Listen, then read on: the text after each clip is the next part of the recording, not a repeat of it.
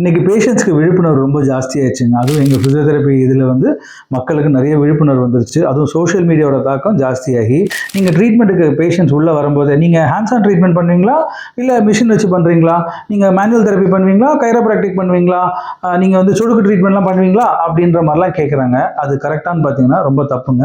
ஏன்னா இப்போ பேஷண்ட்ஸ் வந்து ஒரு கிளினிக் உள்ள வராங்கன்னா உங்களோட கம்ப்ளைண்ட்ஸ் எடுத்துகிட்டு தாங்க வரணும். எனக்கு முது வலிக்குது, எனக்கு முட்டி வலிக்குது, பாத வலி இருக்குது, எனக்கு வந்து ரொம்ப நேரம் உட்காந்தா வலிக்குது, இப்படின்னு கம்ப்ளைண்ட்ஸை எடுத்துட்டு தான் நீங்கள் கிளினிக்குள்ளே வரணுங்க. வந்துட்டு நீங்கள் டாக்டர்கிட்ட பேசும்போது, உங்கள் ஃபிசியோதெரப்பி டாக்டர்கிட்ட பேசும்போது அவங்க டிசைட் பண்ணுவாங்க என்ன ட்ரீட்மெண்ட் பண்ணணும், உங்களுக்கு மொடாலிட்டி வச்சு பண்ணணுமா, ஹேண்ட்ஸ் ஆன் ட்ரீட்மெண்ட் பண்ணணுமா, மசில் ரிலீஸ் டெக்னிக் பண்ணணுமான்ற நிறைய வெரைட்டிஸ் இருக்குது. அது என்னன்றது அது அந்த ஸ்பெசிஃபிக் ஃபிசியோதெரபிஸ்ட் டிசைட் பண்ணுவாங்க. அதை நீங்கள் எடுக்கும்போது தான் அவங்களுக்கு ரிலீஃப் கிடைக்கும். அதை பண்ணாமல் எனக்கு இதை பண்ணுங்க, அதை பண்ணுங்க, எனக்கு என் ஃப்ரெண்டு பண்ணி நல்லா இருக்குன்னு சொல்லி கேட்கறது ரொம்ப தப்புங்க. ஏன்னா அந்த ஃப்ரெண்டுக்கு நல்லா இருக்கு, உங்களுக்கு கண்டிஷனுக்கு அது செட் ஆகுமான்றது அந்த ஸ்பாட்டில் அந்த ஃபிசியோதெரபிஸ்ட் டிசைட் பண்ணுறது தாங்க.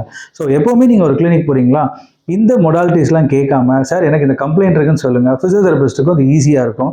இதோட முக்கியமானது என்னன்னா, எந்த மொடாலிட்டியில் பண்ணுறோம், எந்த டெக்னிக்கில் பண்ணுறோன்றதுங்க, அதுக்கப்புறம் பண்ணப்படுற ரீஹேப், அதாவது எக்ஸசைஸை நீங்கள் கரெக்டாக பண்ணணும். அந்த எக்ஸசைஸை கரெக்டாக செஞ்சால் மட்டும்தான் உங்களோட ப்ராப்ளம் 100% ரிசல்ட் வரும். 100% ரிசல்ட் வரணுமா, கரெக்டான எக்ஸசைஸ் சொல்லி கொடுக்குற உங்களோட ஃபிசியோதெரபிஸ்ட்டை போய் பாருங்கள். அது உங்களுக்கு பெனிஃபிஷியலாக இருக்கும். தேங்க்யூ.